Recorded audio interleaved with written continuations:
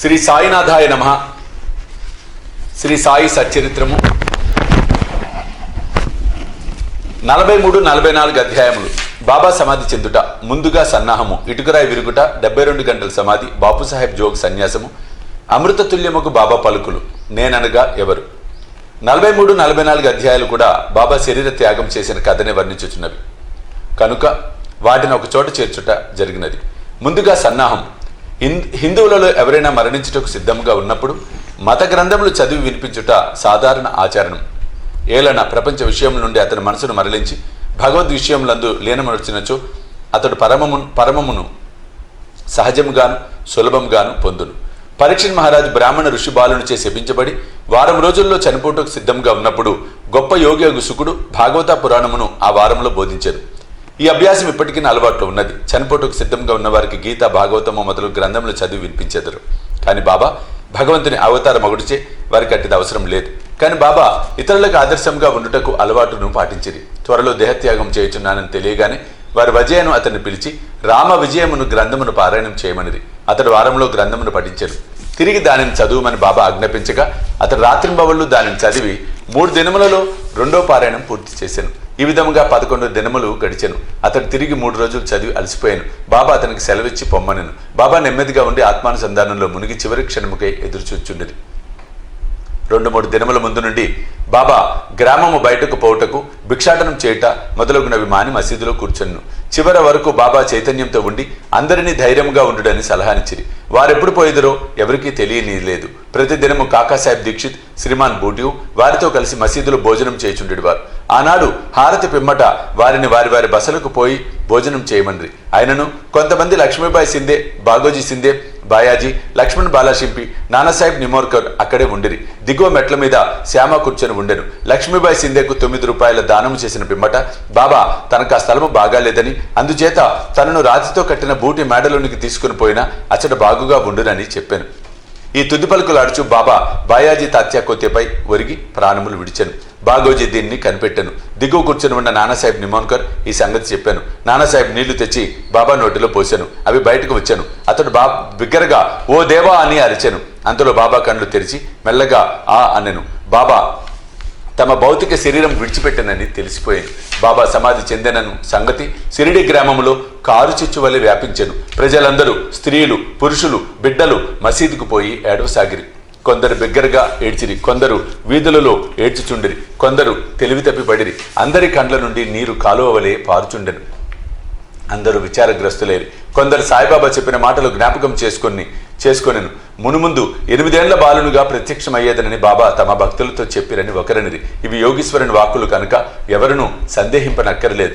ఏలన కృష్ణావతారంలో శ్రీ మహావిష్ణువి కార్యమే ఉనర్చెను. సుందర శరీరంతో, ఆయుధములు గల చతుర్భుజములతో కృష్ణుడు దేవకీదేవి కారాగారమున 8 ఏళ్ల బాలుడుగానే ప్రత్యక్షమయ్యను.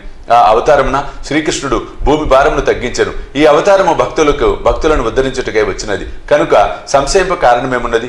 యోగుల జాడల అగమ్య గోచరములు. సాయిబాబాకు తమ భక్తులతోటి సంబంధము ఈ యొక్క జన్మది కాదు, అది గడిచిన 72 జన్మల సంబంధం. ఇట్టి ప్రేమ బంధములు కలిగించిన ఆ మహారాజు ఎచ్చటికో పర్యటనకై పోయినట్లు అనిపించడం వలన వారు శీఘ్రముగానే తిరిగి వత్తురన్న దృఢ విశ్వాసం భక్తులకు కలదు. బాబా శరీరం నెట్లు సమాధి చేయవలను అన్న విషయము గొప్ప సమస్య అయ్యను. కొందరు మహమ్మదీయులు బాబా శరీరమును ఆరుబయట సమాధి చేసి దానిపై గోరీ కట్టవలెనంది. కుశాల్ చంద్, అమీర్ శక్కర్ కూడా అభిప్రాయంనే వెలుబుచ్చిరి. కానీ రామచంద్ర పాటిల్ అను గ్రామ మున్సబు గ్రామంలోని వారందరితో నిశ్చయమైన దృఢ కంఠస్వరంతో మీ ఆలోచన మాకు సమ్మతం కాదు, బాబా శరీరము రాతి వాడలో పెట్టవలసినదే అనెను. అందుచే గ్రామస్తులు 2 వర్గములుగా విడిపోయి ఈ వివాదము 36 గంటలు జరిపిరి. బుధవారం ఉదయం గ్రామంలో జ్యోతిష్కుడును శ్యామకు మేనమామకు లక్ష్మణ్ మామ జోషికి బాబా స్వప్నంలో కనిపించి చేయిపట్టి లాగి ఇట్లనెను. త్వరగా లెమ్ము, బాపు సాహెబ్ నేను మరణించి తిని అనుకొనుచున్నాడు. అందుచే అతడు రాడు. నీవు పూజ చేసి కాకడ హారతిని ఇమ్ము. లక్ష్మణ్ మామ సనాతన ఆచారపరుడైన బ్రాహ్మణుడు. ప్రతిరోజు ఉదయం బాబాను పూజించిన పిమ్మట తక్కిన దేవతలను పూజించేవాడు. అతనికి బాబా యందు పూర్ణ భక్తి విశ్వాసములు ఉండెను. ఈ దృశ్యం చూడగానే పూజా ద్రవ్యముల పళ్ళెమును చేత ధరించి మౌల్వీలు ఆటంకపరుచుచున్నను పూజను హారతిని చేసిపోయాను. మిట్ట మధ్యాహ్నము బాపుసాహెబ్ జోగ్ పూజా ద్రవ్యములతో అందరితో మామూలుగా వచ్చి మధ్యాహ్న హారతి నెరవేర్చాను. బాబా తుది పలుకులను గౌరవించి ప్రజలు వారి శరీరమును వాడలో ఉంచుటకు నిశ్చయించి అతడి మధ్య భాగమును త్రొవ్వుట ప్రారంభించిరి. మంగళవారం సాయంకాలము రాజధాని నుండి సబ్ ఇన్స్పెక్టర్ వచ్చెను. ఇతరులు తక్కిన స్థలముల నుండి వచ్చిరి. అందరూ దాన్ని ఆమోదించిరి. ఆ మరుసటి ఉదయం అమీర్బాయ్ బొంబాయి నుండి వచ్చాను. కోపర్గాం నుండి మామలద్దార్ వచ్చాను. ప్రజలు భిన్నాభిప్రాయంతో ఉన్నట్లు తోచాను. కొందరు బాబా శరీరమును బయటనే సమాధి చేయవలను అనెను. పట్టుబట్టిరి. కనుక మామలద్దార్ ఎన్నిక ద్వారా నిశ్చయించవలను అనెను. వాడను ఉపయోగించుటకు 2 రెట్ల కంటే ఎక్కువ ఓట్లు వచ్చాను. అయినప్పటికీ జిల్లా కలెక్టర్తో సంప్రదించవలను అని అతడు అనెను. కనుక కాకాసాహెబ్ దీక్షిత్ అహ్మద్ నగర్ పోటుకు సిద్ధపడెను. ఈ లోపల బాబా ప్రేరణ వల్ల రెండో పార్టీ యొక్క మనసు మారెను. అందరూ ఏకగ్రీవంగా బాబాను వాడలో సమాధి చేటుకు అంగీకరించిరి. బుధవారం సాయంకాలం బాబా శరీరమును ఉత్సవంతో వాడకు తీసుకుని పోయిరి. మురళీధరుని కొరకు కట్టిన చోట శాస్త్రోక్తకముగా సమాధి చేసిరి. యథార్థముగా బాబాయే మురళీధరుడు. వాడ దేవాలయమైను. అది ఒక పూజా మందిరమాయను. అనేక మంది భక్తులు అతడికి పోయి శాంతి సౌఖ్యములు పొందుచున్నారు. ఉత్తర క్రియలు బాలాసాహెబ్ బాటే ఉపాసిని బాబా నెరవేర్చిరి. ఉపాసిని బాబా బాబాకు గొప్ప భక్తుడు. ఈ సందర్భంలో ఒక విషయం గమనించవలను. ప్రొఫెసర్ నార్కే కథనం ప్రకారము బాబా శరీరము 36 గంటలు గాలి పట్టినప్పటికీ అది బిగిసిపోలేదు. అవయములన్నీ సాగుచుండెను. బాబా కఫిని చెప్పకుండా సులభంగా తీయగలిగిరి. ఇటుకరాయి విరుగుట. బాబా భౌతిక శరీరం విడిచుటకు కొన్ని దినముల ముందు ఒక దుశ్శకునం అయ్యను. మసీదులో ఒక పాత ఇటుక ఉండెను. బాబా దానిపై చెయ్యి వేసుకొని కూర్చుని ఉండేవారు. రాత్రులందు దానిపై ఆనుకొని ఆసనస్తులగుచుండ్రి. అనేక సంవత్సరములు ఇట్లు గడిచెను. ఒకనాడు బాబా మసీదులో లేనప్పుడు ఒక బాలుడు మసీదును శుభ్రపరచుచు దానిని చేతితో పట్టుకుని ఉండగా అది చేతి నుండి జారి కింద పడి 2 ముక్కలైపోయాను. ఆ సంగతి బాబాకు తెలియగానే వారు మిగులు చింతించి ఇట్లని ఏడ్చిరి. ఇటుక కాదు, నా అదృష్టమే ముక్కలు ముక్కలుగా విరిగిపోయినది. అది నా జీవితపు తోడు నీడ.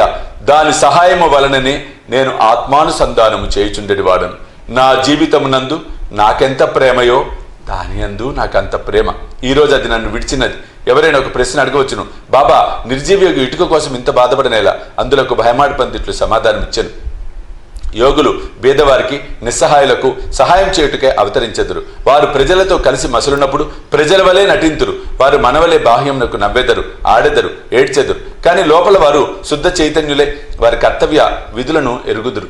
72 గంటల సమాధి.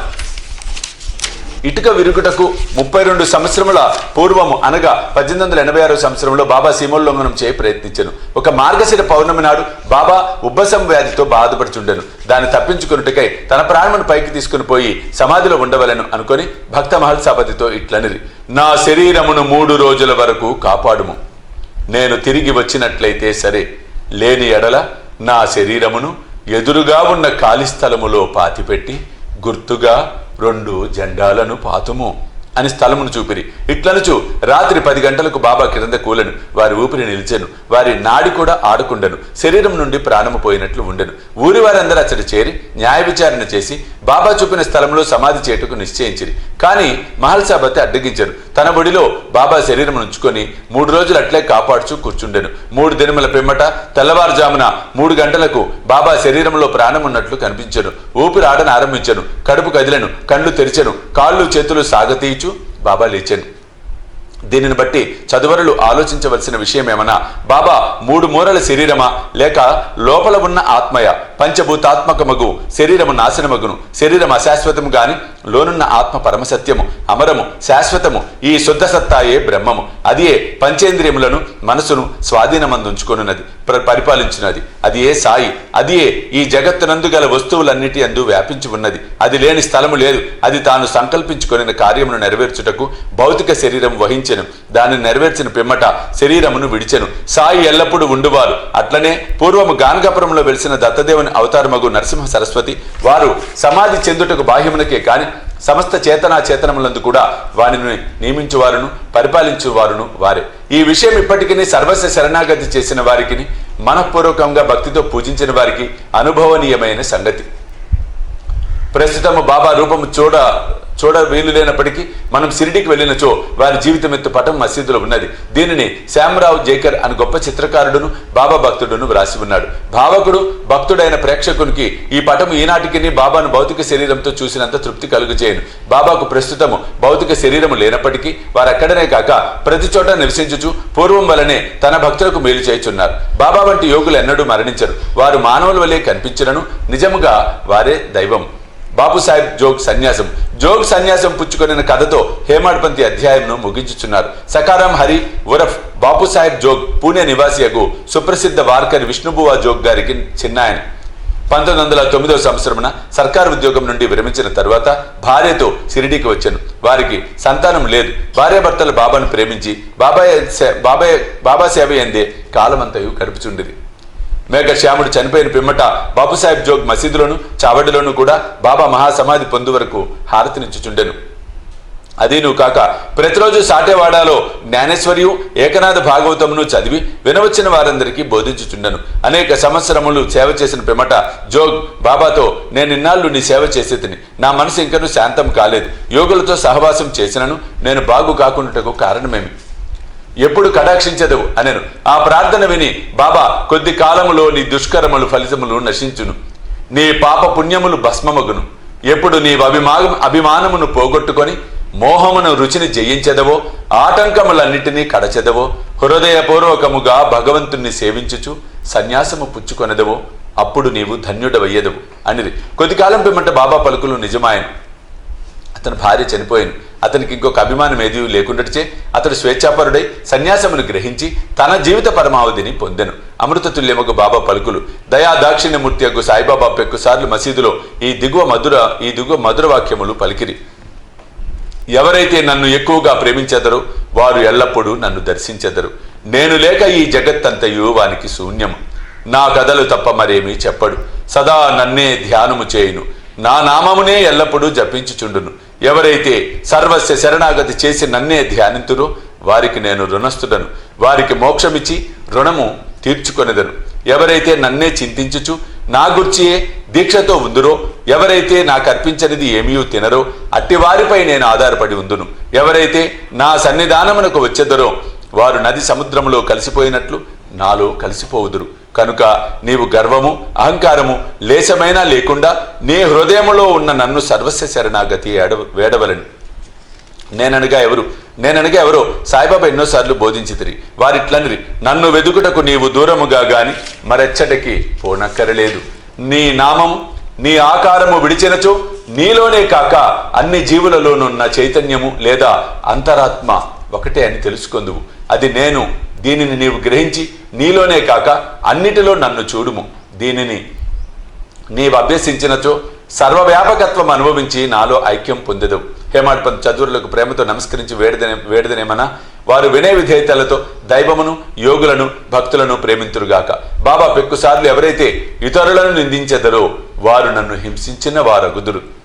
ఎవరైతే బాధలను అనుభవించెదరో ఓర్చుకొందురో వారు నాకు ప్రీతి కూర్చెదరు అని చెప్పారు కదా. బాబా సర్వవస్తు జీవ సముదాయంలో ఐక్యమే ఉన్నారు. భక్తులకు నలుపక్కల నిలిచి సహాయపడతారు. సర్వజీవులను ప్రేమించడు తప్ప వారు మరేమీ కోరరు. ఇట్టి శుభమైన పరిశుభ్రమైన అమృతము వారి పెదవుల నుండి సెలవించుచుండెను. హేమాడ్పంత్ ఇట్లు ముగించుచున్నారు. ఎవరు బాబా కీర్తిని ప్రేమతో పాడదరో, ఎవరు దానిని భక్తితో వినదరో ఉభయులను సాయిలో ఐక్యమగుదురు. 43-44 అధ్యాయములు సంపూర్ణము. సద్గురు శ్రీ సాయినాథ అర్పణమస్తు. శుభం భవతు.